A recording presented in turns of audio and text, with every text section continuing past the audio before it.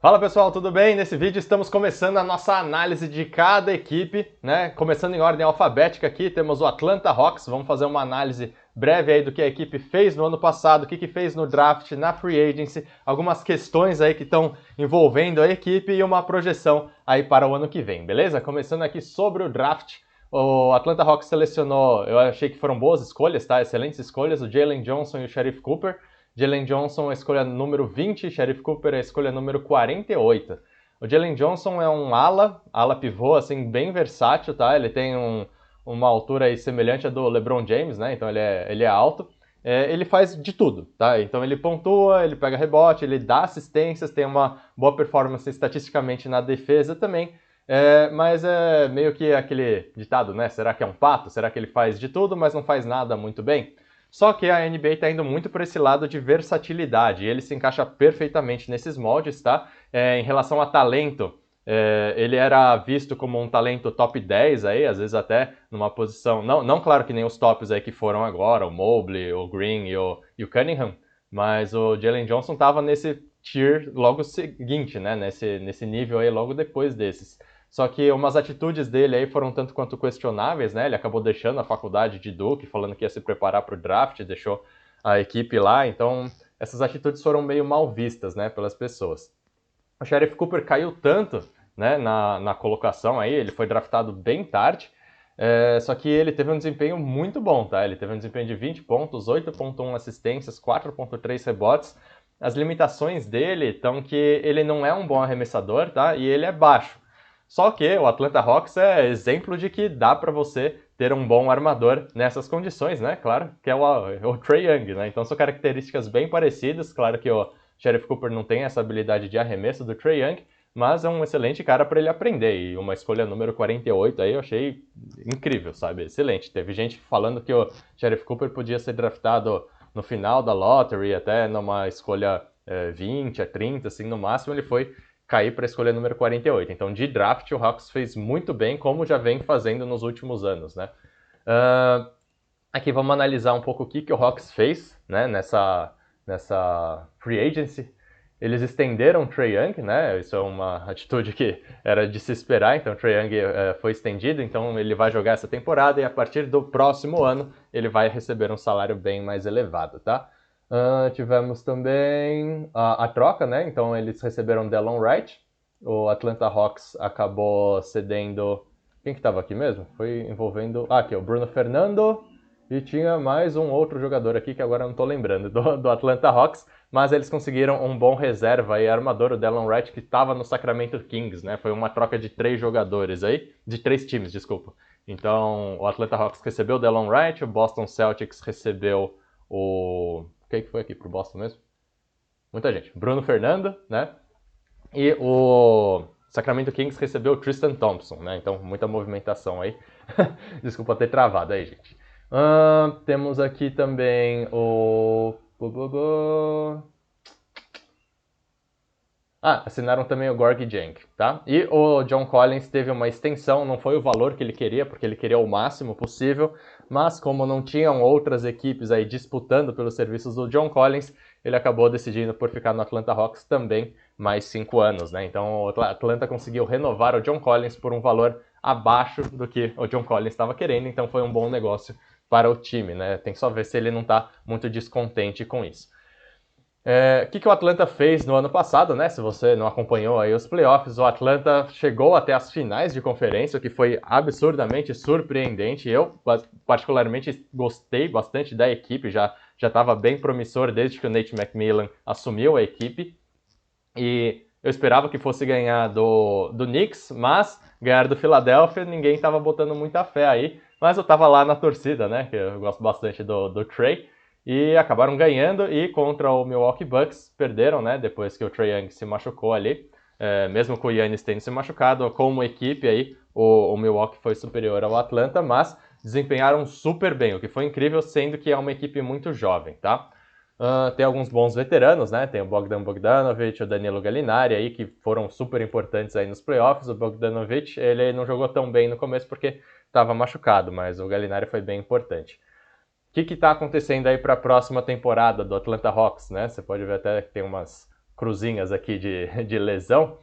Uma das lesões importantes é o Onyeka Okongwu, que desempenhou super bem, eu achei que ele defendeu muito bem até o Giannis, né, na final de conferência aí, mas ele teve que fazer uma cirurgia, deixa eu só confirmar aqui do que era a cirurgia dele, que é de... é o labrum do ombro direito, né, é uma estrutura óssea aí do ombro direito, ele vai ficar aproximadamente 6 meses fora, então deve perder uma parte aí da temporada, tá? Acho que até por isso que assinaram aqui o Gorgui Dieng. O Jordan Bell acho que também deve ter vindo agora, tá? Então, assim, a equipe é muito versátil, tem muitos jogadores que merecem minutos em quadra e é um problema bom de se ter. Só que pode acabar gerando alguns descontentamentos dentro da própria equipe, jogadores falando, eu queria jogar mais e tal, pô, eu sou melhor que fulano, enfim, esse tipo de coisa, sabe? O que o Atlanta também tem que se preocupar, além desse monte de jogadores muito bons que tem na equipe, né? A gente tem uma concentração muito grande de alas, por exemplo, que são muito bons, né? Eles trouxeram o Solomon Hill de volta, não que ele seja bom, mas ele até defende razoavelmente bem. Mas, por exemplo, o DeAndre Hunter, o Cam Reddish, o Jalen Johnson, que draftaram agora, o John Collins. Né? O Cam Reddish é mais magrinho aí, mas esses outros 3 jogadores têm um porte parecido, sem contar o Danilo Gallinari. Então, tem muitos jogadores aí. O que o Atlanta talvez se interesse por fazer é fazer um pacote aí de vários jogadores bons, né? Aqui também teve a crescente aí do Kevin Huerter nos playoffs, que jogou absurdamente bem, principalmente ali contra o Philadelphia. Então, tem muitos jogadores que podem ser mais úteis em outras equipes, né? Porque conseguiriam ter um papel maior.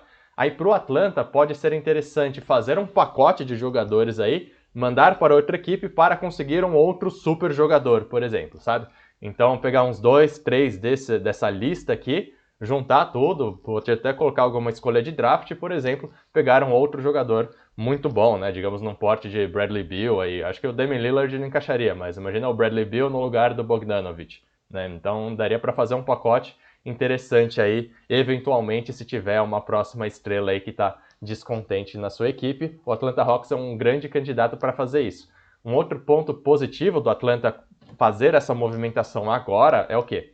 Grande parte dos jogadores que tem aqui no Atlanta, especialmente o Cam Reddish, DeAndre Hunter, o Kevin Huerter, e o Okongwu, por exemplo, eles ganham pouco dinheiro, né? Relativamente, né, aos outros jogadores aí. Porque eles estão no contrato de novatos dele. Nesse contrato de novatos, eles recebem um montante pequeno, mas se forem muito bons, eles têm um custo-benefício excelente. Só que, assim como aconteceu, por exemplo, agora com o John Collins, que ele teve uma extensão de contrato, né, que é 5 anos, 125 milhões, antes ele estava ganhando por volta de 4 a 10 milhões. Então o salário dele acaba aumentando exponencialmente. Fica mais difícil de trocar. Além disso, como tem o teto salarial, né, e ano que vem já vai cair a extensão do John Collins e do Trae Young, vai começar a contar, então a equipe precisa já se provisionar, porque não dá para pagar todo mundo muito dinheiro devido ao teto salarial.